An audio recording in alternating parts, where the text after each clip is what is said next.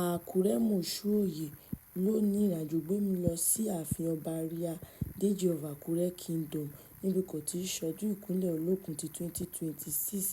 Èmi àti ẹ̀gbọ́n mi lèyí ò tí wise stitches lè ránṣọ rí àwọn tí mo mọṣọ rírán kí n patronize rẹ̀. Èyí ra kì í ṣọdún lèyí ìyẹ́lẹ́ṣàrí of Akure Kingdom.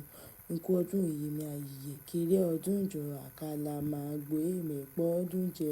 Èmi àti ẹ̀gbọ́n mi lè àfìlì ara ria torí òpèké láàrí sexy ladies ìyàlẹ́ ni.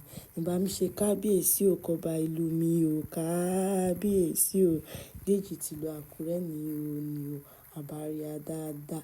Níbi èèyàn olùyàn ti bẹ̀rẹ̀ sí ilé kọrin Àkúrẹ́ láṣà àti ṣe kò make sense èèyàn ọmọ Àkúrẹ́ kí tí èèyàn àṣà àti ṣe Àkúrẹ́ ò. Níbi èèyàn ìwàrà mẹ́fà ń bọ̀ látọ̀dọ̀ kábíyèsí wọn ti ya gbòbí àti ewúro àbàmì àsáyé lọ níbẹ̀.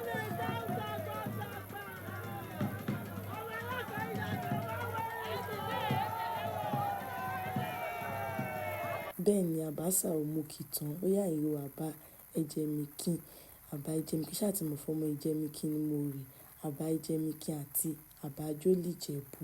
Ìyá lọmọ ìgúrù wọ́wọ́ kóbìnrin ọbí tún ọmọ ọlọ́jẹ̀jẹ̀ mọ jẹ̀jẹ̀ ní gbòògùn ọ̀rí gbòògùn àìláyè ọ̀rí gbòògùn àìṣọṣọyọ nínú ilé àbá mi. Èṣù bẹ̀rẹ̀kẹ́ kí mi gbẹ́rù mi àròyé mẹ́kùn èṣù bẹ̀rẹ̀kẹ́ kí mi gbẹ́rù mi àrè jẹ́ mi kí ọba aya arìnrìn lè ní ò mọ́ mi ní àtàtà níbi èèyàn àti àbá jólì jẹ̀bú ọ̀hún jó yóò kọ tí jó Àkúrẹ́ àgbè á o Àkúrẹ́ láṣà àti ṣe kò make sense o. Ìfọ́lò kí n like page torí níbẹ̀ ni màá ti ra show rí ní ìyàn àṣà àti ṣe kèlí Àkúrẹ́. Fídíò yìí ní part 2 ó ní part 3 o.